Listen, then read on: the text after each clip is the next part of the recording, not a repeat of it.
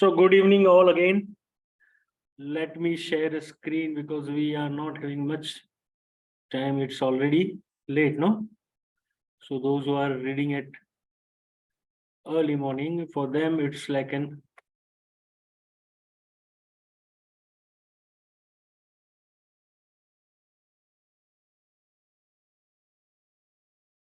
fine. The chapter we are starting with is a partnership account. I hope everyone remember the basic about the partnership. The two questions that we have chosen for the purpose of revision is one question is from the dissolution of the firm, another is from the piecemeal distribution. In that piecemeal distribution, the question we are doing is high relative capital method. So that is what we have selected. Just a second. Yeah. So let's see. These again are the same questions that we have already done in the classroom. So that the purpose is it should be helpful to you in a revision, so that at least for that particular question, a kind of concept should get clear. Many times it is difficult to go and find out that particular question. So doing in this way will boost up the confidence. So let's see that first question, the question from the partnership, which is about a dissolution. The material is there with you. If you are having that material with you, you can read the question from that itself, or you can pay attention to the screen. Fine. So let's understand what this question is saying. Before that, yeah. Thin, short, and fat were in a partnership, sharing profit and losses in the ratio of 2:2:1. Three partners, thin, short, and fat. These three partners are sharing profit in the ratio of 2:2:1. On 30th September 2012, again the dates are always very crucial when we are doing any question of account. On 30th September 2012, their balance sheet was as follows. When we are looking at the balance sheet, what has been informed to us is, so far as the capital account is concerned, thin has a credit balance, short has a credit balance, fat has a credit balance. So far as the current account is concerned, the current account of again all the three partners have been given, thin, short, and fat. But here the fat has a negative balance of 14,500. That is how the balance of this capital account is coming, 150 and 26,500.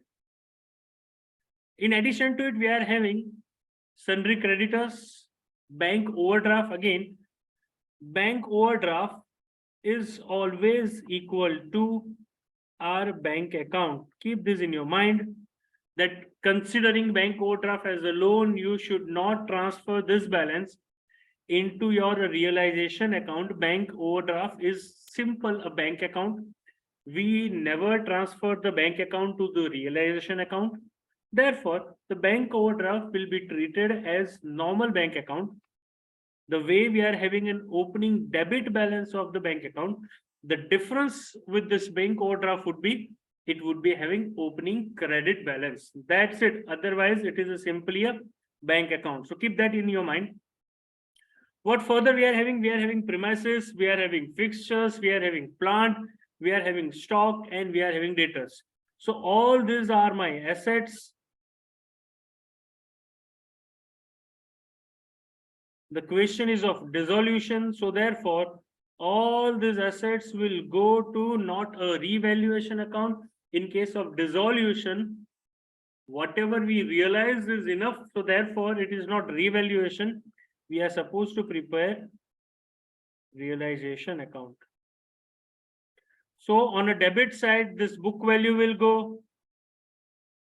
On the credit side, the book value of the creditors also will go. So this also will go to the realization account. So both debit and credit will go to the realization account. Bank overdraft will be treated as a normal bank.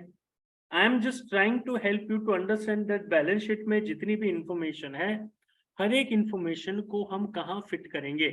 तो balance sheet में एक side हमारे पास है asset, दूसरे side है capital, current account, creditors and overdraft. तो overdraft तो bank balance के जैसे ट्रीट करेगा, लास्ट में कैपिटल अकाउंट के साथ वो बैलेंस क्लोज होगा. Creditor will go to the realisation. Bank का तो हम अकाउंट ओपन करेंगे, ये रियलाइजेशन में नहीं जाएगा. अब रियलाइजेशन में एडिशनल जो इंफॉर्मेशन हमें दी है उसके बेस पे हम रियलाइज करेंगे एसेट्स को, लायबिलिटी का पेमेंट करेंगे, रियलाइजेशन लॉस को क्योंकि हमारे पास करंट अकाउंट है पहले करंट अकाउंट में शिफ्ट करेंगे. और फिर आगे क्वेश्चन की इंफॉर्मेशन पढ़ते हैं कि डिसोल्यूशन क्यों हो रहा है जबकि 3 पार्टनर हैं. अगर एक जाता फिर भी 2 कंटिन्यू कर पाते, तो फिर भी डिसोल्यूशन क्यों हो रहा है. That information let's read and let's understand.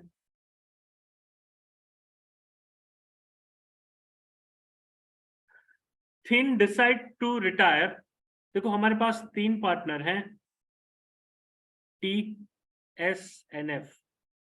Thin, short and fat. Out of this 3, Thin has decided to retire on the same date for which the balance sheet information has been given. So Thin has decided to retire on 30th September 2012 itself. 30th September 2012 को ही उसको retire होना है. Partnership is mostly at a will, not mostly, it has to be at a will. Whenever any partner wants to live, he can live. So Thin decided to retire on 30th September 2012. As Fed appears to be short of the private assets, Short decided that he does not wish to take over Thin's share of partnership. अब क्योंकि Fed का already current account का negative balance है और कुछ personal asset उसकी नहीं है, तो उसने बोला भाई मुझे उसका शेयर एक्वायर नहीं करना है, क्योंकि शेयर एक्वायर करने के लिए भी we would be required to have fund and Thin do not have, sorry, Fed do not have any sort of extra fund with him, therefore he don't want to acquire. So अब तो एक बंदा जा रहा है, दूसरा लेने को तैयार नहीं है उसका शेयर, तो now we do not have other than to dissolve the partnership with effect from the same date, that is the day when the Thin, being a partner, is taking exit from the firm. And Fed further says that Fed has no private assets whatsoever. So in this case, in addition to the dissolution, if the loss is there out of realization account and that loss requires someone to bring the money, then we can clearly see that Fed do not have any private assets from which it can acquire or purchase contribute towards such losses. Applying Garner versus Murray rule, the remaining partners who has the positive balance would be required to bring the share in cash. The partner who has negative balance will not bring anything in a cash. And in case of insolvency of any partner, the remaining partner, applying Garner versus Murray here, will be required to bring the share of the shortfall of such insolvent partner in their capital ratio, not profit sharing ratio, in their capital ratio. Further, how the assets are dissolved or realized, that information has been given. Premises has been realized at 60,000, plant for 1,07,500, furnitures realized at 20,000, stock is acquired by another firm at book value less 5%, debtors are realized 4,500. They are not saying anything about the creditors. That does not mean we are not going to pay to the creditors. Question is silent. That means that amount has been paid.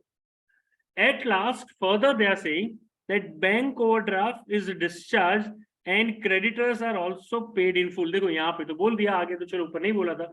अगर नहीं भी बोला होता तो we would be required to make the payment to the creditors. तो bank overdraft भी last में close हो जाएगा against the capital account. You are required to write up the following ledger accounts in the partnership books following the rules of Garner versus Murray. We need to prepare realization account partners, current account partners, capital account, showing the closing of the firm's book.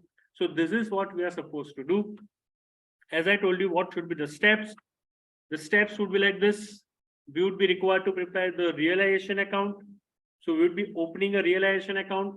We would be opening capital account. We would be opening current account, and we would be opening bank overdraft account. So all these accounts we are supposed to open. The first step would be transferring of all the assets to the realization account, transferring all the liabilities to the realization account. This is something which we are supposed to do at a book value. We are going to realize for the asset. We are going to pay to the creditors.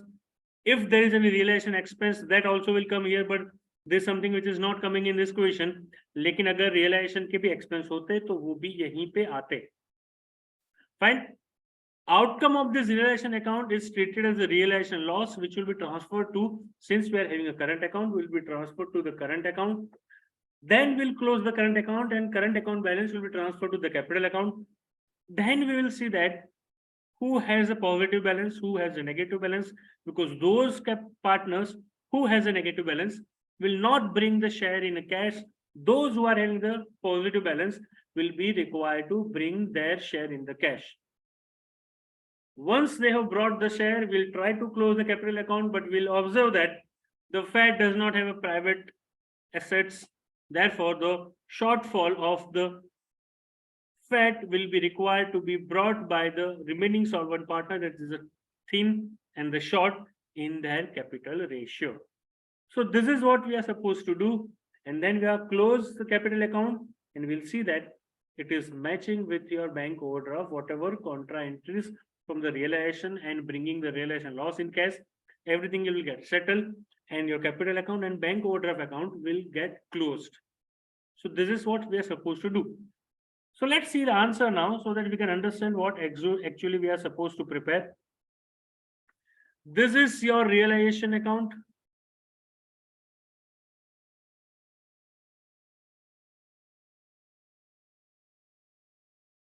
All the assets, first of all, has been transferred at book value. All the assets have been transferred here at book value. Creditors also transferred at book value. Then the question hasn't given information about the realizable value of all the assets.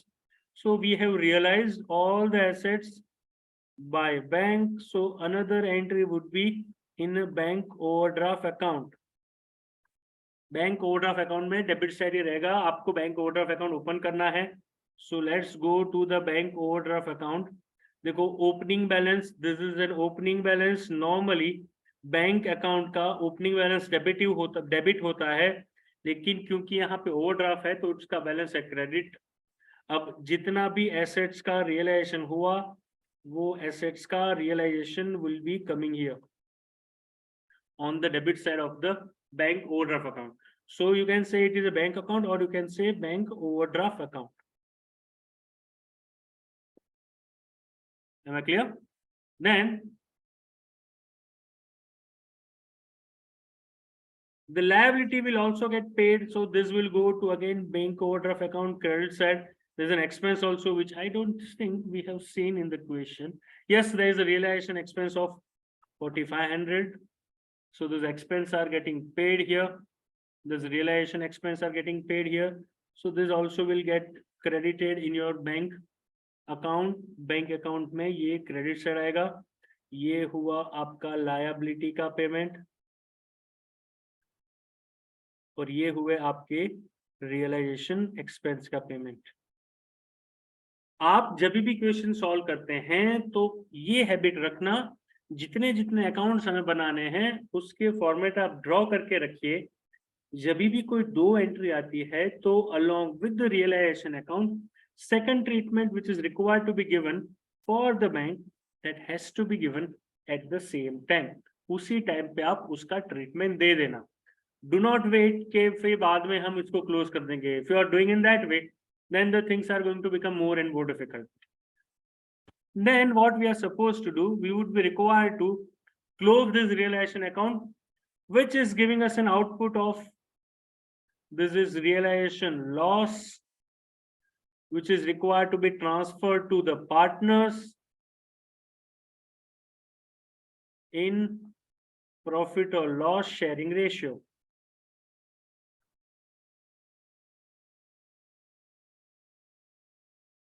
So this has been given in a 2:2:1 to the partners. Fine. Now, when we are transferring, let's first prepare the format of the current account, format of the capital account, having all the three partners. This is an opening balance which we are mentioning. One partner has debit balance, the remaining two partners have credit balance. So all those balances have been mentioned here. Now the realization loss, whatever we are having, that realization loss has been mentioned on the debit side of this current account. Nothing else is required to be done in this current account. We just simply now need to close at this level. We need to close current account. There we found out that short, fat, and thin,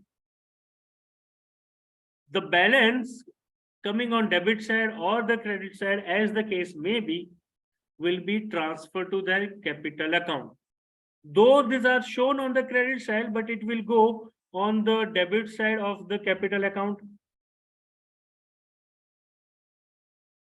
And this is something which will go on the credit side of capital account, where we have prepared the format of the capital account also, where we have mentioned the opening balances. Opening balances हमने mention किए हैं, और current account से जिनका debit balance आता था debit balance भी लिखा, जिसका क्रेडिट बैलेंस आता था क्रेडिट बैलेंस भी लिखा. This is something which is transferred from the current account. एक चीज जो मोस्टली हम भूल जाएंगे वो होगा रियलाइजेशन लॉस को कैश में लेके आना. अब वो कैश में कौन लेके आता है? रियलाइजेशन लॉस कैश में वही लेके आता है जिसका कैपिटल का क्रेडिट बैलेंस है. देखो, फैट का क्रेडिट था 20,000, डेबिट था 21,000. सो देयरफॉर फैट का कैपिटल का डेबिट बैलेंस है. He is not gonna bring anything in cash. So remaining to, that is the thin and short, is going to bring this realization loss in a cash. So this is realization loss which has been brought in cash. Fine. Now when we are closing, we realize that there is a shortfall of 1680, which FAT is not able to bring anything because he do not have any private asset. Therefore, this is something which is required to be brought by this thin and short in their capital ratio, that is 8:5. So this 1608 is required to be brought by this two partners in the 8:5 ratio. This is something which is again realized in a bank. So bank में भी ये debit side आएंगे दोनों entry. अब सिर्फ close करना है, और जो भी क्लोज होके बैलेंस आता है that will be transfer to bank overdraft, and your bank will get tally, your capital will get close. So this is what we are supposed to do in case of the dissolution of the firm. Anyone has any doubt relating to this particular question or the concept relating to the dissolution? Then I'll stop here for a few seconds. अगर किसी को doubt है तो अभी पूछ लो. देखो 10:30 के करीब तो हो गया, तो फटाफट पूछ लो, तो फटाफट आगे क्वेश्चन करें अगर किसी को कोई डाउट है तो. नहीं है तो we'll start with the next question.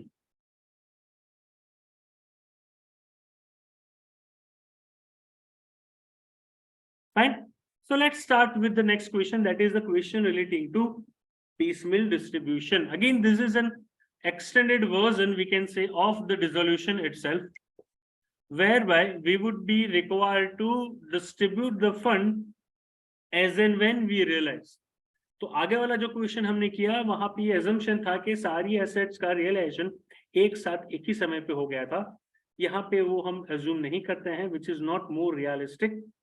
Assets will realise in a piecemeal, and accordingly whenever there's a realization which is happening, we would require to either first make the payment to the third party liability, and the balance is required to be paid to the partners. And when we are making a payment to the partners, we are having a two option. The first option is higher relative capital method or the maximum loss method.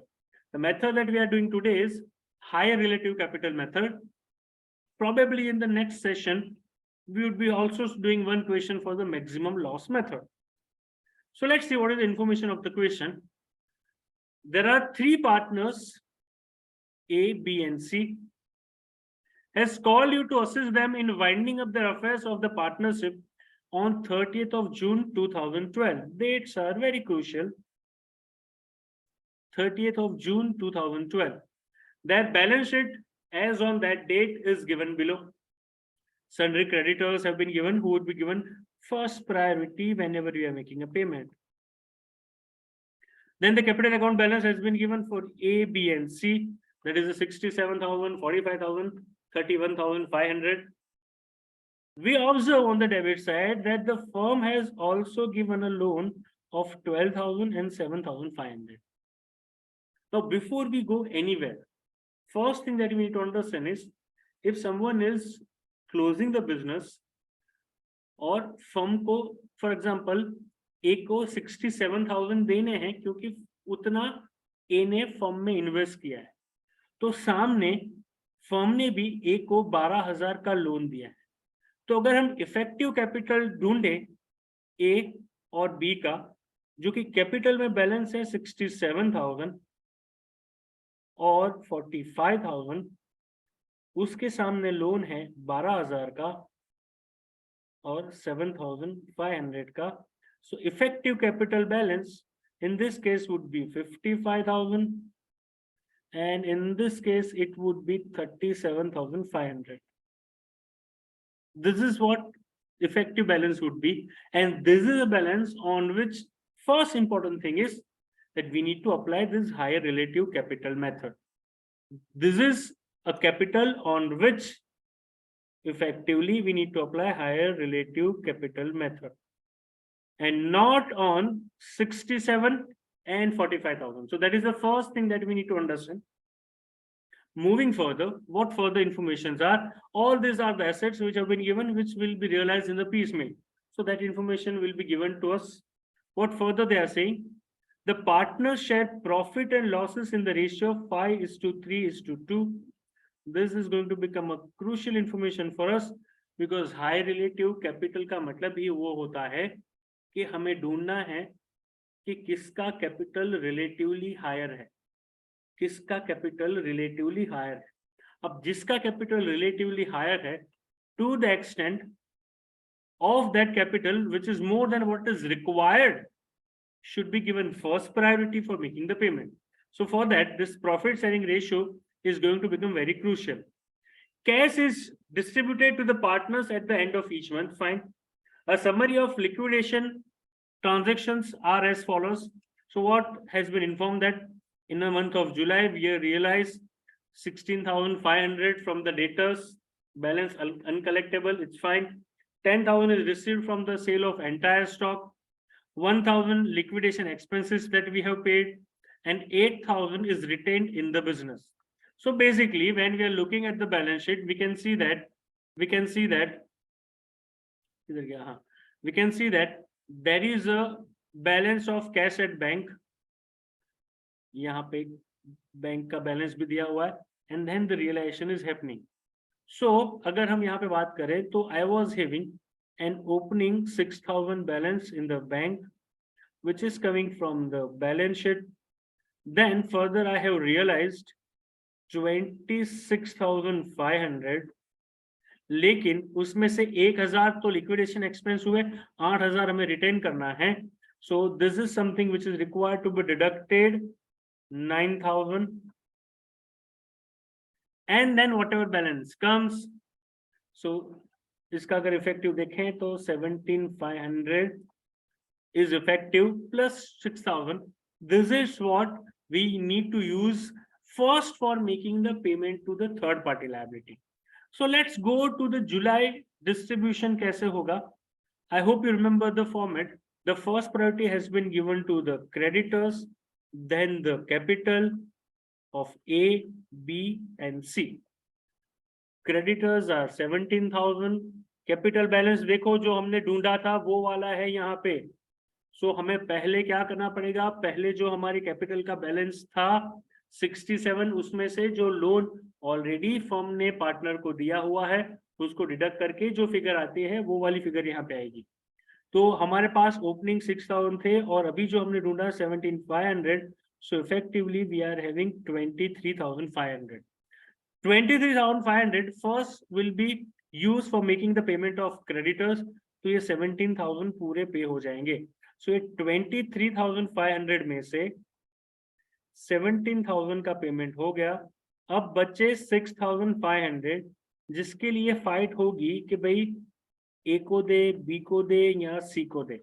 अब यहाँ पे हमें next page पे higher relative capital का most crucial working करना है, जहां पे हम ढूंढेंगे कि भाई किसका कैपिटल रिलेटिवली हायर है, क्योंकि पहली प्रायोरिटी उसे मिलेगी जिसका capital relatively higher. So that working has been done on the next page. Yes, here we have that working. You can see here that they started with 67, 45, 31, but then out of that the loan money has been deducted from here. So effectively the capital is 55, 37,500 and 31,500. ये हमारा starting point होगा. उसके सामने हम लिखते हैं क्या? हमारा प्रॉफिट शेयरिंग रेशियो 5:3:2. उसके सामने हम लिखते हैं हमारा प्रॉफिट शेयरिंग रेशियो. अब वही प्रॉफिट शेयरिंग रेशियो से we would be dividing this 55,000, 37,500 को भी 3 से डिवाइड करेंगे, 31,500 को 2 से डिवाइड करेंगे और हमें ये फिगर्स मिलेगी. ये जो हमें फिगर्स मिली उसमें से जो सबसे छोटी फिगर होगी that is going to become the base on the basis of, क्योंकि लोएस्ट को ही रखना पड़ेगा. आपने अगर हाईएस्ट वाली को रखा तो बहुत सारी की नेगेटिव आ जाएगी. Therefore, the amount which is the lowest amount will be treated as a base, and considering it as a base, now we would be required to see that कि किसका capital का balance relatively higher है. So when we are looking at it, we observe that 55 होना चाहिए था, इसका तो 55 ही है. इसका 33 होना चाहिए क्योंकि we need to multiply with 3. 11,000 into 2, that is how this 22,000 is coming. So this is something the capital what it should be. और यहाँ पे A और B नाम दे के रखा है कि this is actual capital,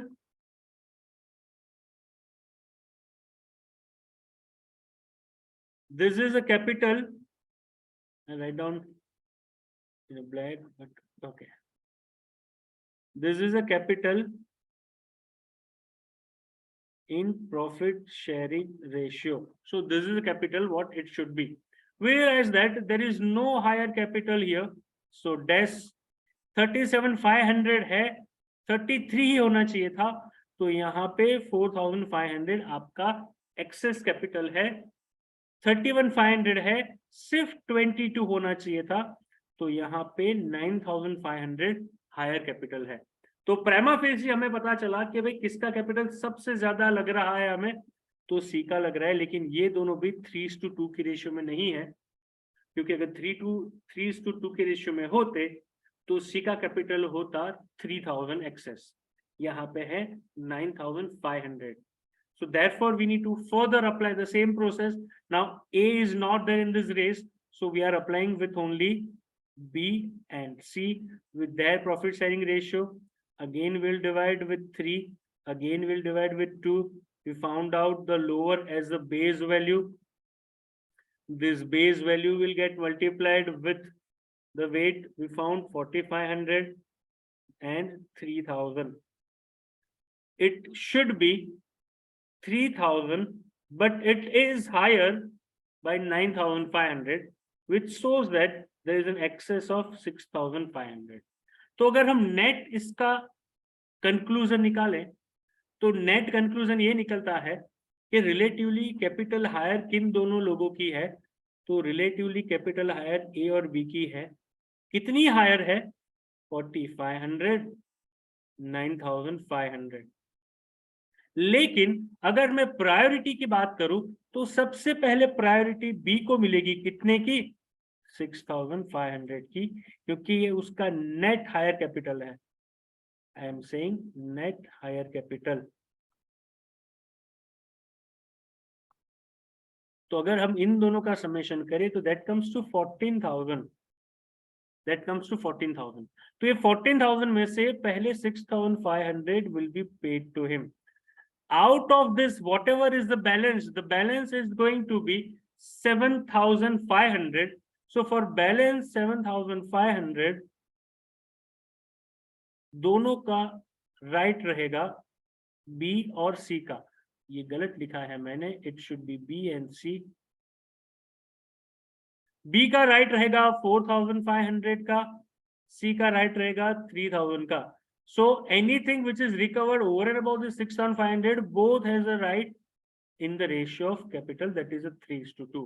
कहां तक? नेक्स्ट 7,500 तक। उसके बाद तीनों का राइट 5:3:2 के रेशियो में।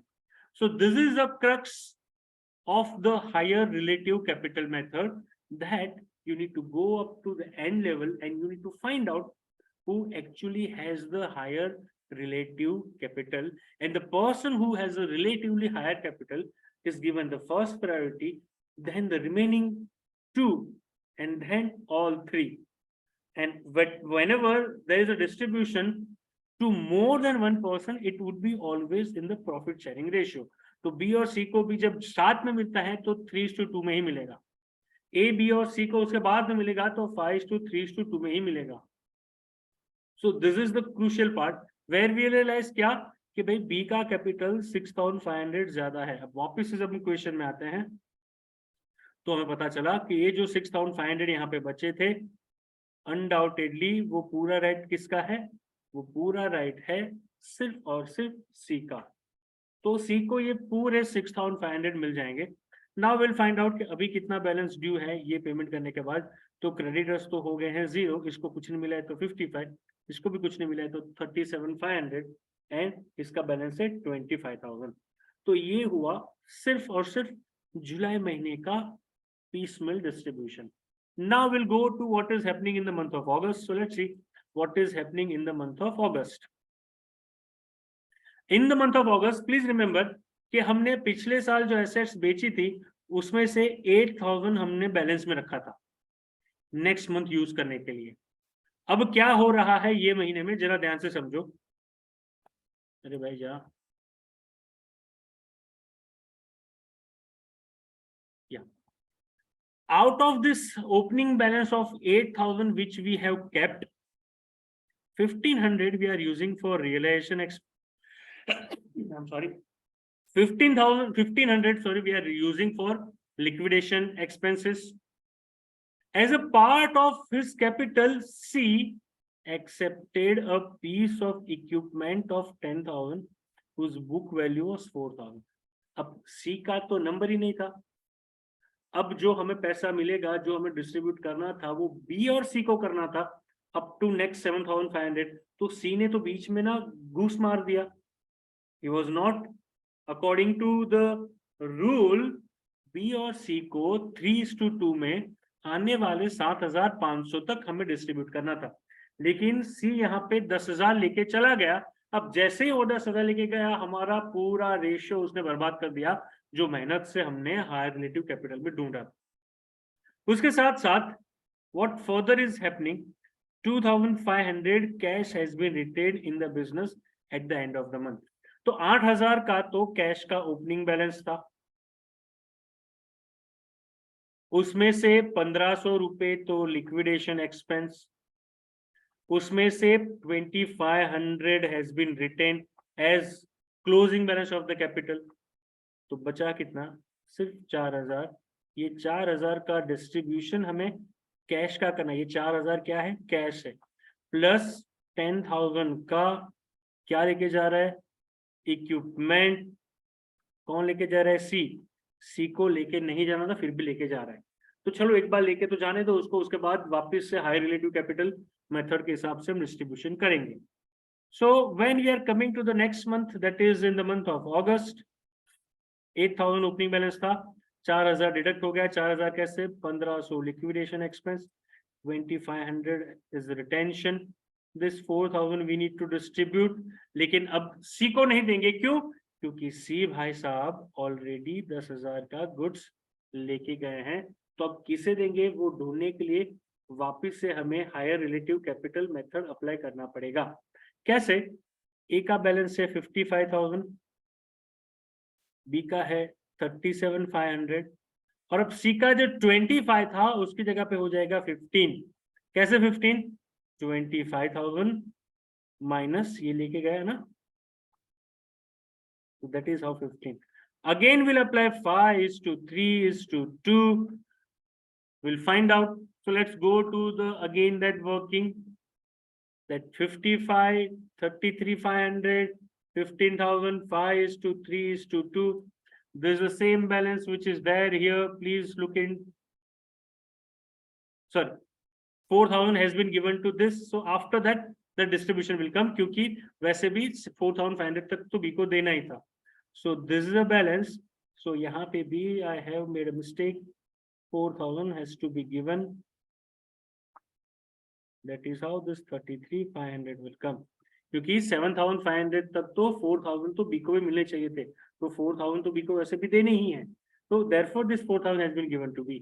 नेक्स्ट डिस्ट्रीब्यूशन जो होगा इसके बाद वाला, उसके लिए we would be required to find out with high relative capital क्या एसेट रियलाइज होती है वो बाद में देखते हैं, पहले ये वर्किंग करके रेडी रखते हैं so that we can understand कि किसको पहले पैसा कितना मिलेगा.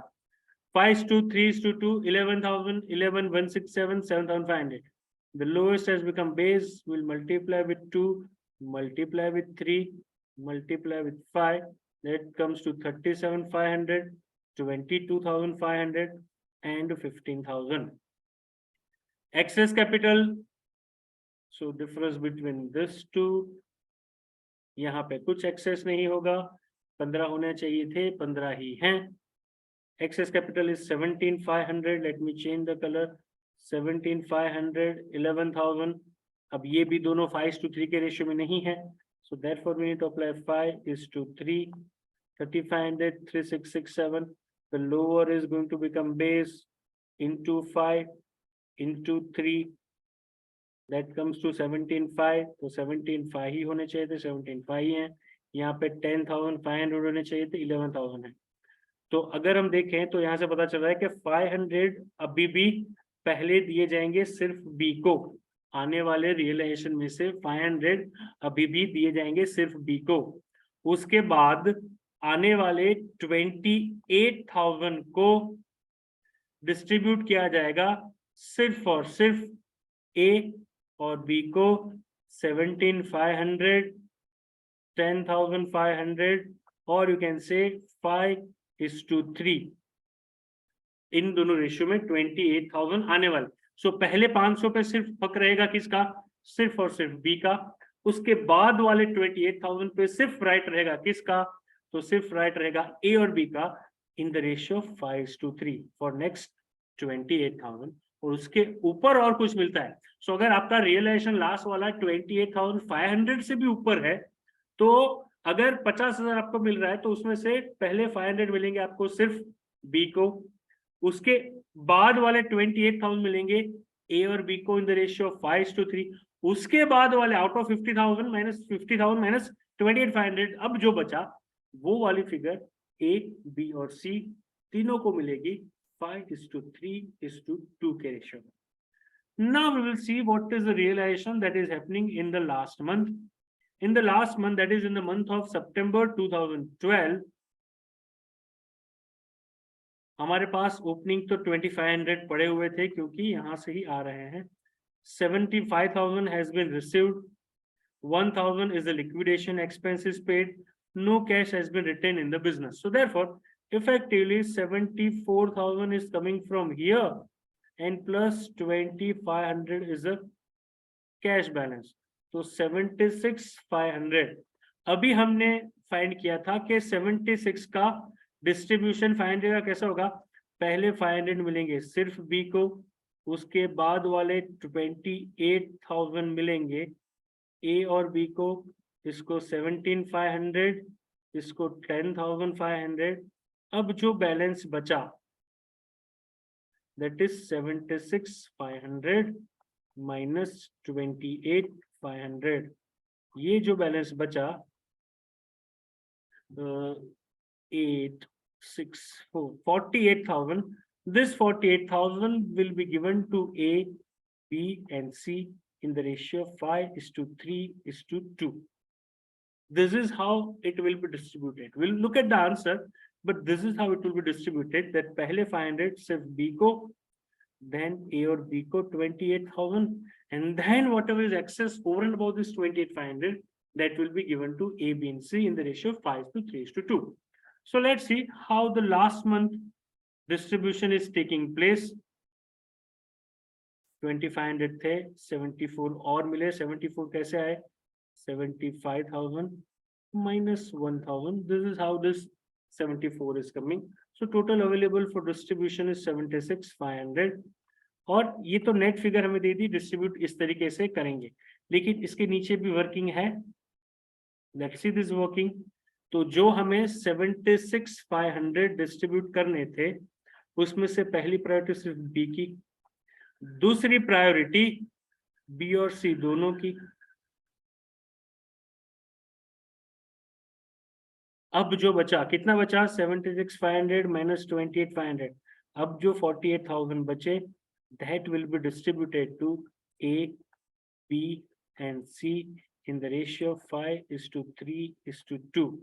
So when I'm doing the summation of this is a third number, तो A को कितना मिला, 17,500 and 24,000, 17,500, 24,000, that comes to 41,500, 500, 10,500, 11,000 plus 14,500, that comes to 25,400, and this comes to 9,600, this only, and that is how this 9,600 are coming here. All these figures are coming in this way. I hope I'm clear on this. If anyone has any doubt relating to this high relative capital, or wherever you are having a problem or any issues, then you are free to ask right now.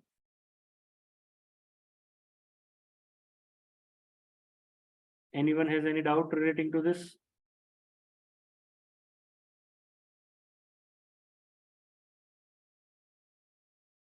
No doubt, no? Very good. So then let's go to the next chapter, that is an insurance. Insurance claim split into two categories. The first category is loss of stock policy. Second category is loss of profit policy.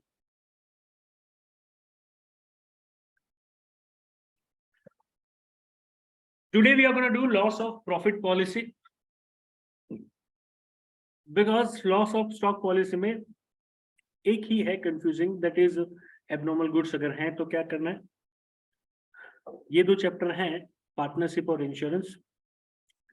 I'll use it as a constant factor. So in the next revision also, as I told you, कि next में अगर हम piecemeal कर रहे हैं तो we'll be doing maximum loss method.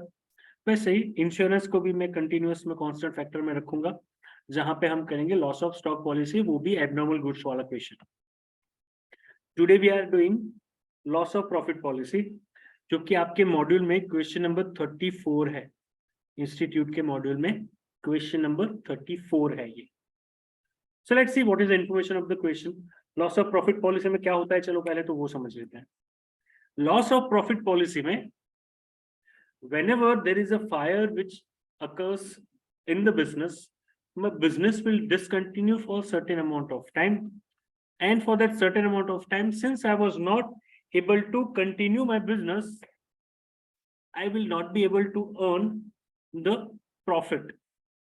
Now since I will not be able to earn the profit, I am trying to find out a policy whereby because I discontinued the business, whatever loss which has happened to me, that insurance company will repay me. So that is the fundamental objective. अब जब हम बात कर रहे हैं कि मेरा profit का मतलब क्या होता है, तो लॉस ऑफ प्रॉफिट पॉलिसी में हम जो पॉलिसी लेते हैं, policy is given for gross profit. सबसे पहला पॉइंट, पॉलिसी किसकी मिलती है? Gross profit. ये वो ग्रॉस प्रॉफिट नहीं है जो हम समझते हैं ग्रॉस प्रॉफिट का मतलब. वो वाला ग्रॉस प्रॉफिट का मतलब नहीं, यहाँ नहीं है. यहां ग्रॉस प्रॉफिट का मतलब होता है GP is equal to net profit plus insured standing charges. तो हम जब पीएनएल देखते हैं तो पीएनएल में भी दो टाइप के प्रॉफिट होते हैं. एक होता है ग्रॉस प्रॉफिट, दूसरा होता है नेट प्रॉफिट. सीधा ग्रॉस प्रॉफिट नहीं लेना है, हमें डिराइव करना है net profit plus insured standing charges, and that is what will be treated as our gross profit, and the policy is given for that amount. That is the first important thing. तो important तब ये बन जाता है कि भाई हमारे जितने भी स्टैंडिंग चार्जेस हैं उसमें से हमें क्लेम सिर्फ उन्हीं का मिलेगा, ग्रॉस प्रॉफिट उसी पे कैलकुलेट होगा. नेट प्रॉफिट तो आपके पास चलो होगा, लेकिन ग्रॉस प्रॉफिट ढूंढने के लिए आप नेट प्रॉफिट में आपके सारे स्टैंडिंग चार्जेस ऐड नहीं कर सकते हो. आप सिर्फ वही स्टैंडिंग चार्जेस ऐड कर सकते हो जिसको कि आपने इंश्योरेंस में कवर किया था. तो अगर आपने इंश्योरेंस में कवर नहीं किए थे कोई स्टैंडिंग चार्जेस, वो वाले स्टैंडिंग चार्जेस के लिए इंश्योरेंस कंपनी आपको कुछ पैसा नहीं देने वाली. Obviously, premium be to that extent would be lower. That is the first important thing that we need to understand. Calculation of gross profit. In addition to that, we also need to understand the duration for which policy has been given. Duration. क्योंकि आपको उसी duration, maximum जिस duration के लिए आपने policy ली है, सिर्फ उतने ड्यूरेशन के लिए ही आपको इंश्योरेंस कंपनी पैसे देगी. मतलब आपने पॉलिसी लिए 3 महीने के लिए, तो 6 महीने अगर आपका बिजनेस बंद रहा तो इंश्योरेंस कंपनी आपको सिर्फ 3 महीने का ही प्रॉफिट का पैसा एज ए इंश्योरेंस क्लेम देगी, उसके ऊपर कुछ नहीं देगी. उसके साथ साथ dates plays a very crucial role here. उसके साथ साथ कुछ टर्मिनोलॉजी हैं जो कि हमें समझनी जरूरी, और ये क्वेश्चन सॉल्व कैसे होता है वो भी हम अंडरस्टैंड कर लेते हैं.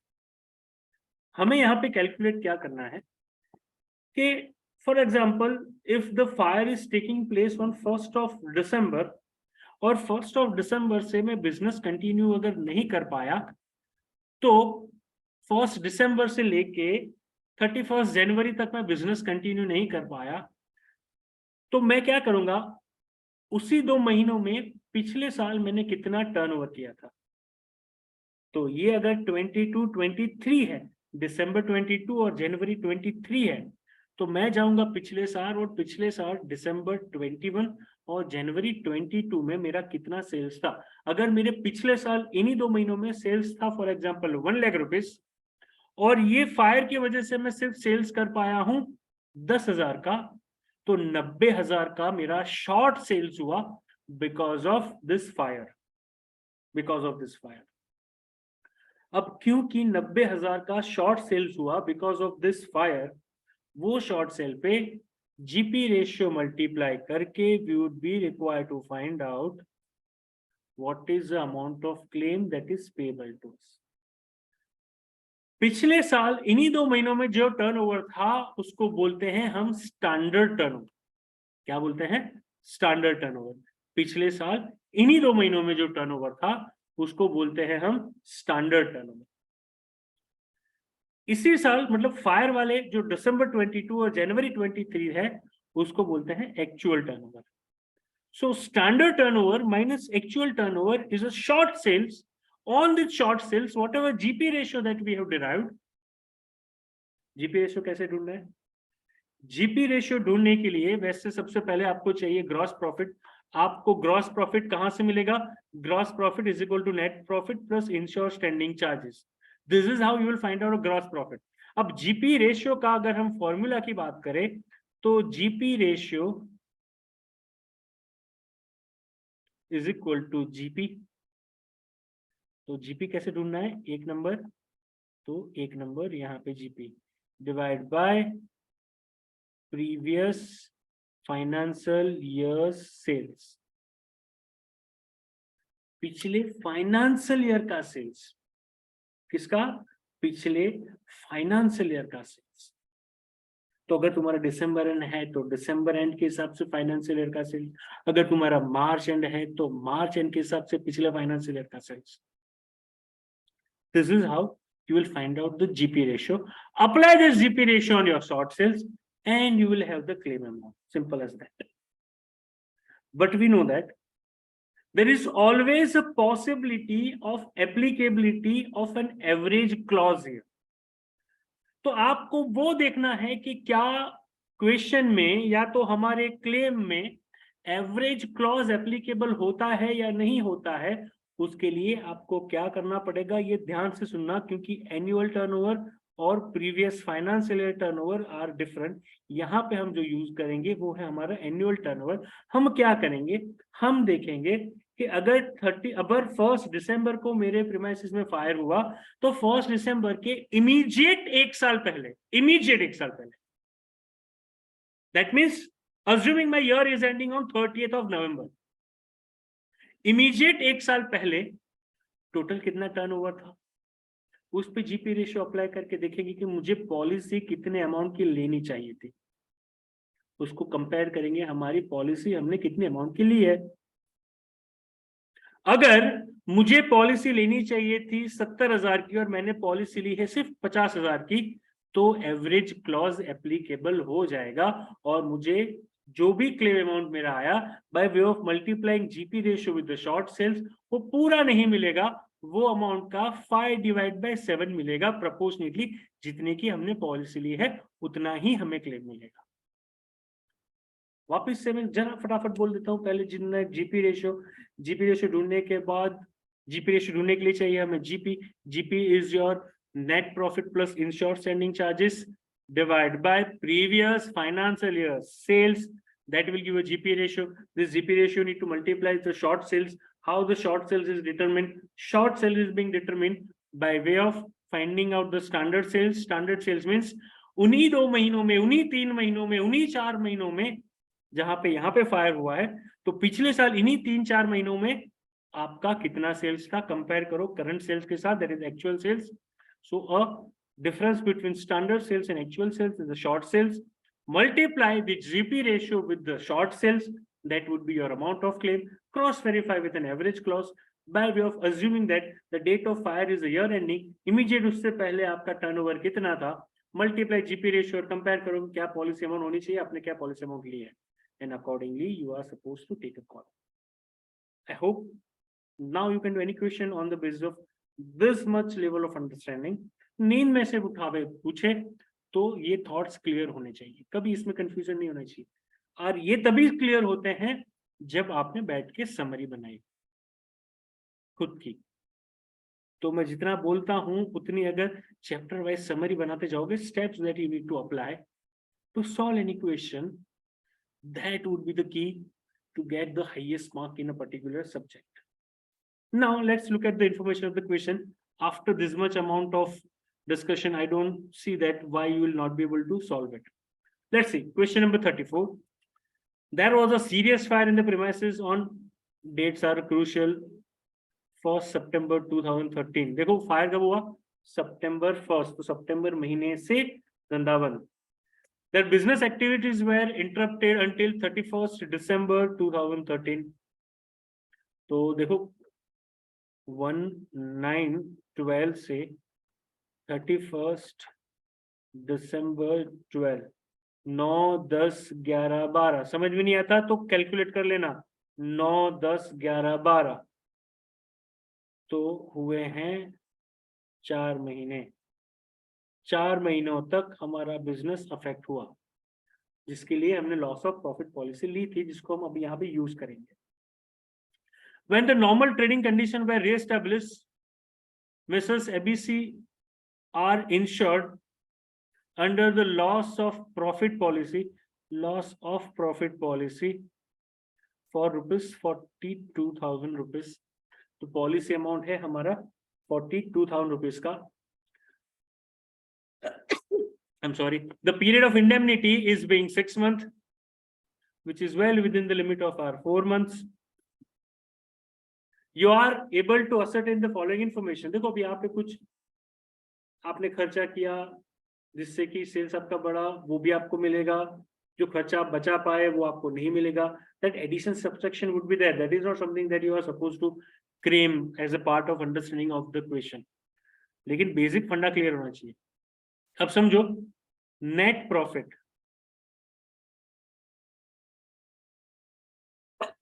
Sorry, I'm still at office, so I think these ACs are now not that good for health. Net profit for the year ended 31st December 2012. This is a financial year end. Please understand, financial year end. Net profit was 20,000. This will be important for calculation of gross profit. Gross profit is important for calculation of GP ratio.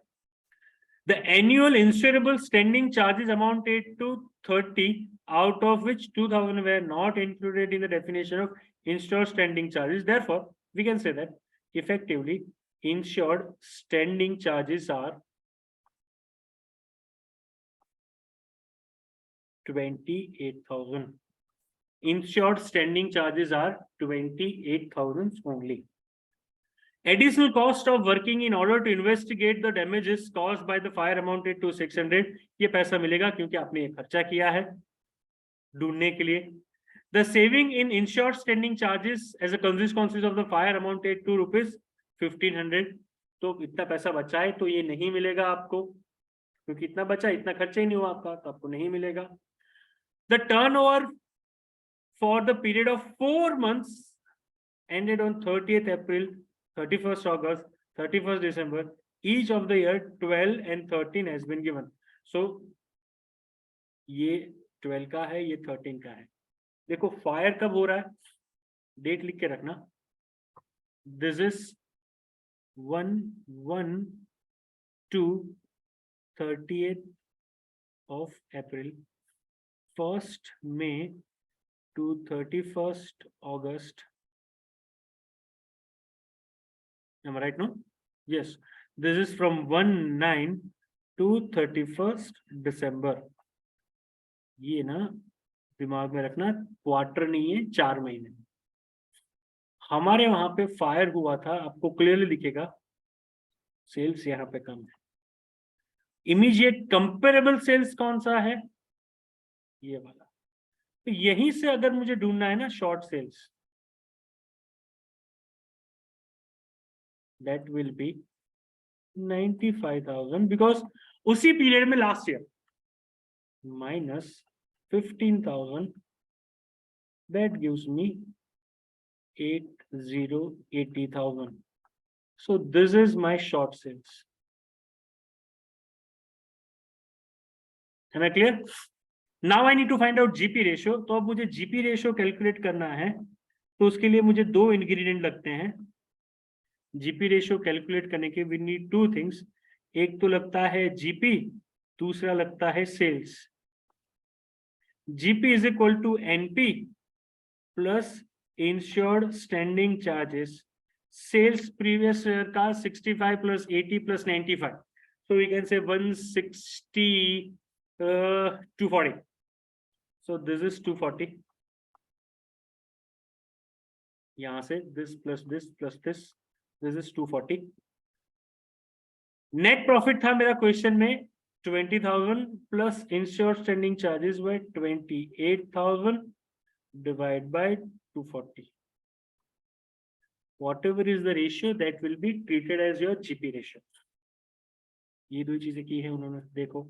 This is what they have calculated as a short sales GP ratio. 20,000 plus 28,000 divided by 2,40,000, and that is how this GP ratio is coming 20%. This 20% of 80,000 would be your claim amount. So 80,000 into 20%, gross claim amount is 16,000. लेकिन ये 16,000 के साथ साथ आपको 600 रुपए खर्चे के भी मिलेंगे क्योंकि आपने खर्चा किया था, तो उसके साथ साथ आपको काट भी लेंगे पैसा, वो 1500 काट लेंगे। लेकिन ये 600 भी आपको पूरे नहीं लेंगे क्योंकि आपने 30,000 में से 28,000 के ही चार्जेस को इंश्योर किया था। देखो, इसलिए ये 600 भी आपको प्रोपोर्शनेटली मिलेंगे। आपने 28 ही इंश्योर किया था 30 में से। This is used as a common factor, so you will get only 576। तो आपको 16,000 मिलेंगे, 600 के प्रोपोर्शनेट वैल्यू मिलेगी और 1500 कम मिलेंगे क्योंकि उतना सेविंग ही है। आपका क्लेम बनता है 15,076। लेकिन यहाँ पे हमें रुकना पड़ेगा to check that whether the average clause is applicable or not. Now to see that whether the average clause is applicable or not, what we are supposed to do, we again need to go to this turnover. अब जिस चीज को मैं highlight करता हूं, सिर्फ वही वाली फिगर्स हमें लेनी है। एक तो लेना है ये 80,000, यहाँ पे हम मानेंगे सेल्स हमारा साल यहाँ पे खत्म हुआ, तो उसके आगे वाले पूरे साल। तो एक तो ये वाली फिगर और ये वाली फिगर, हम जब इन तीनों का समेशन करेंगे तो we will have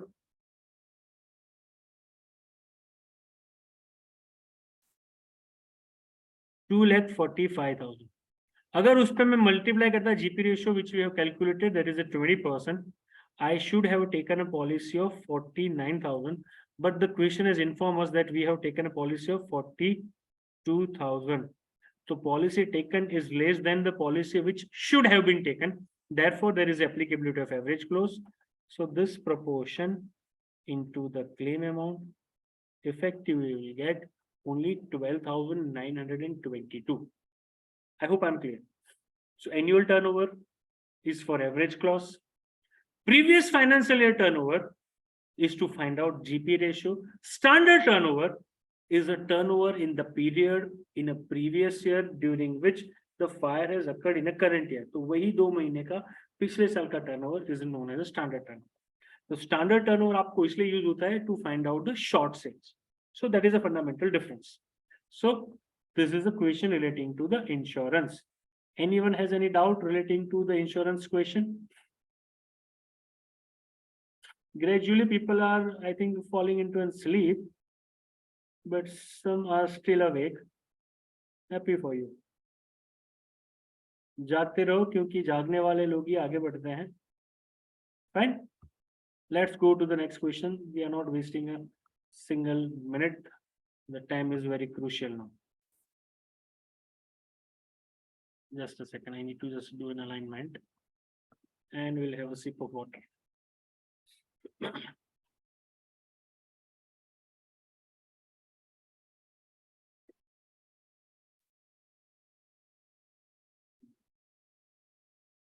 Fine. We are doing the question of department now. Department accounting and calculation of the stock reserve. देखो difficult part के जो 2 क्वेश्चन थे वो मैंने पहले ही करा दिए क्योंकि मुझे पता है कि भाई बैठे बैठे सुनते सुनते शायद नींद भी आने लगे. अब यहाँ पे कुछ करना नहीं है. 2 डिपार्टमेंट है. एक डिपार्टमेंट का sales is the purchase of the another department and we are suppose to find out the stock reserve. तो प्लीज अंडरस्टैंड स्टॉक रिजर्व कैसे कैलकुलेट होता है. स्टॉक रिजर्व कैलकुलेट होता है on the basis of GP ratio. किसका GP ratio? GP ratio of a transferring department, not transferee department. Transferring department, transferor का जो GP ratio है उस हिसाब से हमें कैलकुलेट करना होता है. Right? Let's see the question, you will be able to understand. Snow White Limited has 2 departments: cloth, ready-made cloth. Ready-made clothes are made from the firm itself out of the clothes supplied by the cloth department at its usual selling price. Now that is a problem. Cost पे transfer क्या होता तो stock reserve का question ही नहीं आता. अब क्योंकि transfer किया है सेलिंग प्राइस पे इसलिए स्टॉक रिजर्व का क्वेश्चन आ रहा है. From the following figures, prepare departmental trading and profit and loss account for the year ended 31 March 13। Information दिया हुआ है हमें, क्लोथ है, रेडीमेड क्लोथ का ओपनिंग स्टॉक, क्लोथ का भी, रेडीमेड क्लोथ का भी ओपनिंग स्टॉक दिया हुआ है, परचेजेस दोनों के दिए हुए हैं, सेल्स दोनों के दिए हुए हैं, transfer to readymade cloth, so for them it would be credit, for them though are not mentioning but it would be treated as a debit। दो टाइप के एक्सपेंसेस हैं, मैन्युफैक्चरिंग एंड सेलिंग, ये आपके जाएगा ट्रेडिंग में, ये आपके जाएगा पीएनएल में। ये इंपॉर्टेंट है क्योंकि हमें जीपी रेशियो का कैलकुलेशन करना पड़ सकता है और करना पड़ेगा ही, क्या पड़ सकता नहीं, करना ही पड़ेगा। So from that point of view this is very important. And then there is a closing stock. So far as we are talking about stock reserve could be at this level, that is an opening stock, and it could be at this level also। दोनों में से कहीं पे भी हो सकता है, closing में तो होगा ही होगा, ओपनिंग में है या नहीं है वो क्वेश्चन हमें देखना पड़ेगा। So let's see the information further. The stock of ready-made cloth department are considered as, देखना ये सुनना इंपॉर्टेंट है, the stock in ready-made cloth department may be considered as consisting 75% cloth and 25% other than own expenses। तो readymade cloth में जो closing stock है, readymade cloth में closing stock कितना है 60,000, यहाँ पे है 50,000। तो 50,000 में से 60,000 में से ओपनिंग और क्लोजिंग, ओपनिंग है 50,000, क्लोजिंग है 60,000। ओपनिंग स्टॉक में जो 50,000 है उसमें से 75% जो है वो कहां से आया है, क्लोथ डिपार्टमेंट से, और 25% जो है वो ओन एक्सपेंस है। वैसे ही यहाँ पे 75% जो है वो belonging to cloth department and remaining 25% is treated as own expense। Then the cloth department earned a gross profit at the rate of 15% during the year 10-11। General expense of the business as a whole is 1,10,000।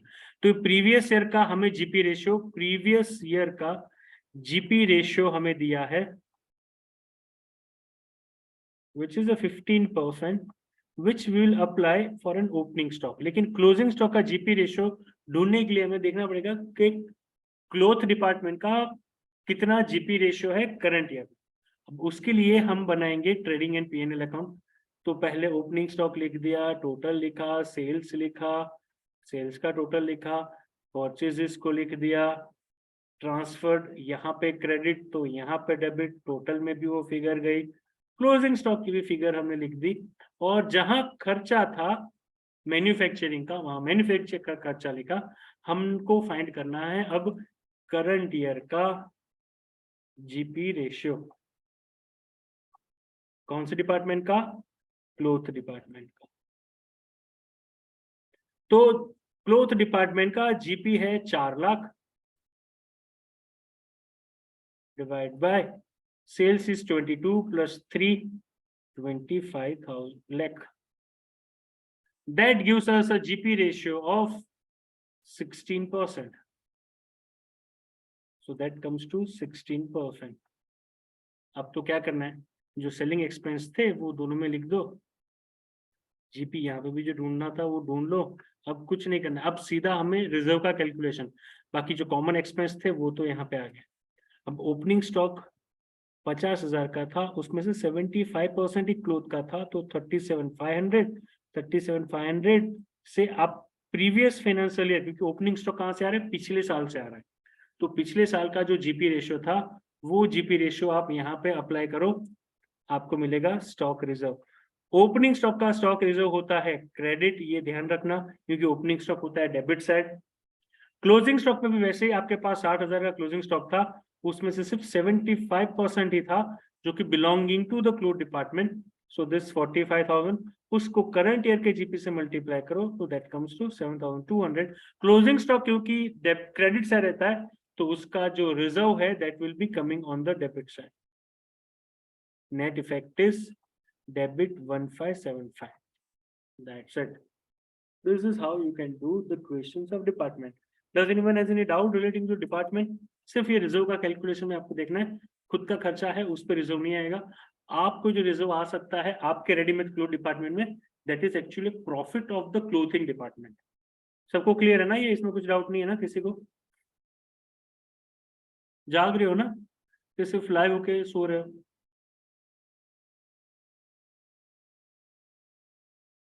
सार्थक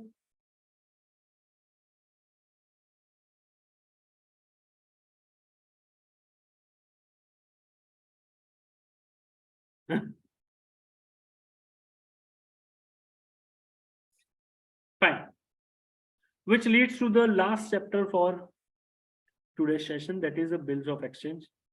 Now understand, bills of exchange में question है आपके accommodation bill का, question number 9 of your module, which is there on page number 110. So if you want to open that and want to do the revision, so that is how you can start revising. Let's read the question. Rahim, for mutual accommodation, good. Rahim, for mutual accommodation, draws a bill for rupees 3,000 on Ratan. हम summarise करते जाएंगे यहाँ पे. रहीम ने bill दिया रतन को, इसके लिए वो बना बिल्स रिसीवेबल, इसके लिए बना वो बिल्स पेएबल. और ध्यान रखना ये अकोमोडेशन बिल था जिसकी की वैल्यू है 3,000 रुपए. फिर क्या किया रहीम ने, जाके उसको किया डिस्काउंट कितने में 2925. तो वो उसने दिया बिल बैंक को और बैंक से लिए 2925. तो जो 75 है वो आपका है discount. 75 is your discount expense से. अब जो 2925 ये लेके आया उसमें से 975 उसने किसको दे दिया? वापस दे दिया रतन को. वैसे तो 3,000 देने थे लेकिन 975 दिए. दैट शोज के 1/3 दे दिया. तो 25 का डिस्काउंट भी यहाँ पे ट्रांसफर कर दे क्योंकि 1/3 पैसा 1000 के हिसाब से 1/3 उसने दे दिया. 3,000 में 75 डिवाइड बाय 3 किया तो इट कम्स टू 25. तो ये तो पहला ट्रांजेक्शन खत्म हुआ. अब मैच्योरिटी पे क्या होना चाहिए था जरा ध्यान से समझो. मैच्योरिटी पे रहीम 2,000 रुपए देना चाहिए था रतन को क्योंकि 1000 तो ऑलरेडी पहले ही दे चुका है. 1000 कैसे दिया? 975 प्लस 25 के हिसाब से. तो मैच्योरिटी पे 2,000 रुपए वापिस देने चाहिए थे रहीम को. रतन को देने चाहिए थे रहीम द्वारा, लेकिन ऐसा हो ना सका. On the due date Rahim unable to remit his due to Ratan to enable him to meet the bill. लेकिन रतन को तो पेमेंट करना ही पड़ेगा मैच्योरिटी पे बैंक को. तो रतन तो बैंक को पेमेंट कर ही दिया होगा ये 3,000 का क्योंकि उसके लिए तो बिल पेएबल था. तो यहीं पे रतन को कितने का लॉस हो गया होगा? 2,000 का लॉस यहीं पे रतन को हो गया है. ठीक है. अब क्या किया रतन ने पैसे निकलवाने के लिए? However, accept the bills for 3750. कितना? 3750. रतन ने पैसा रिकवर करने के लिए अब यहाँ पे सिचुएशन बदल गई. यहाँ पे अब रतन ने बिल रेज किया रहीम पे. कितने का? 3750. तो अब यहाँ पे ये बन गया बिल्स रिसीवेबल, यहाँ पे ये बन गया बिल्स पेएबल, जो कि रतन ने जाके डिस्काउंट किया 3625 में बैंक के पास. तो ये भी बंदा बैंक के पास डिस्काउंट किया 3625 में. तो ये जो डिफरेंस है, ये जो डिफरेंस है कितने का डिफरेंस है? 125 का. This is a discount charges. This is a discount charges. और क्या किया, आगे पढ़ो, ये इंटरेस्टिंग है इसलिए मैं आपको बोल रहा हूं। अब उसमें से 175 उसने किसको दिए, रहीम को। तो इसमें से कितने दिए रहीम को, 175 दिए, किसको दिए, रहीम को। तो एक चीज जरा समझो, ये इंपॉर्टेंट चीज है आपके कैलकुलेशन के लिए, कि एक तो पहले मुझे 2000 उससे लेने थे, 2000 उससे ले, अब बिल्स को भूल जाओ, 2000 उससे लेने थे, उसके ऊपर मैंने कितना दिया, 175 दिया। तो अगर मैं ढूंढूं कि मैंने रतन के पास से कितना रुपए लेना है, 2175, इतना रुपया लेना है रतन के पास से। बिल की वैल्यू क्या है, 3750। डिस्काउंट कितने में हुआ, 3625। डिस्काउंटिंग चार्जेस कितना, 125। तो हमें क्या ढूंढना है कि ये 175 पे डिस्काउंटिंग चार्जेस कितना। अब क्योंकि मुझे लेने थे 2175, जिसके सामने मिले 3625, तो this is going to become very good ratio for the purpose of distribution of this discount 175। क्योंकि जब 175 मैंने दिए उसको, तो उसके साथ साथ जैसे यहाँ पे भी 25 का डिस्काउंट दिया था, वैसे ये 125 का भी डिस्काउंट पोर्शन मुझे पास ऑन करना पड़ेगा रेंज को। And that is where many student has this confusion relating to the last part of this solution, ये वाला, कि पहले ट्रांजैक्शन से तो मुझे 2000 लेने थे, फिर भी मैंने उसको 175 दिए, तो उससे मेरा लीगल रिसीवेबल बनता है 2175।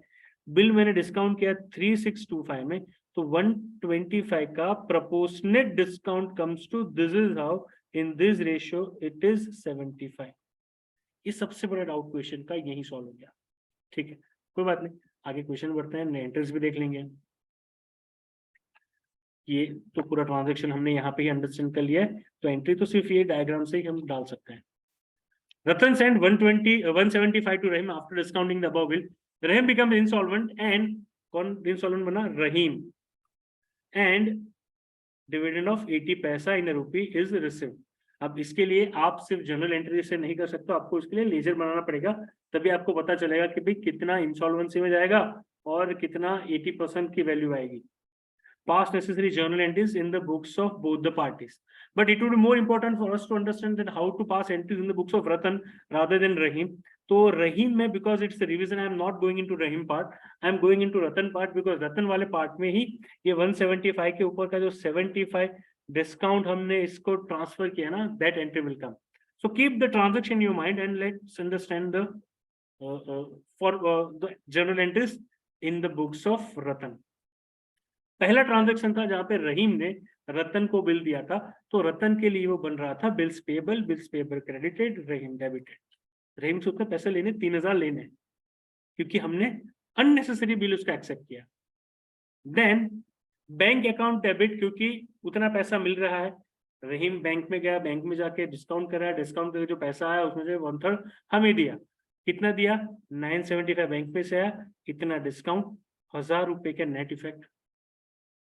अब क्या हुआ, अब भाई साहब ने मैच्योरिटी पे तो कुछ किया नहीं, तो rather than paying us the balance 2000, what he has done, he has accepted the bills receivable for 3750, which we go to the bank and get it discounted for 3625, 125 discount charges पे किया, bills receivable को यही close कर दिया। उसमें से 175 हमने transfer किए, और 175 के साथ 75 भी प्रोपोर्शनेट डिस्काउंट ट्रांसफर किया।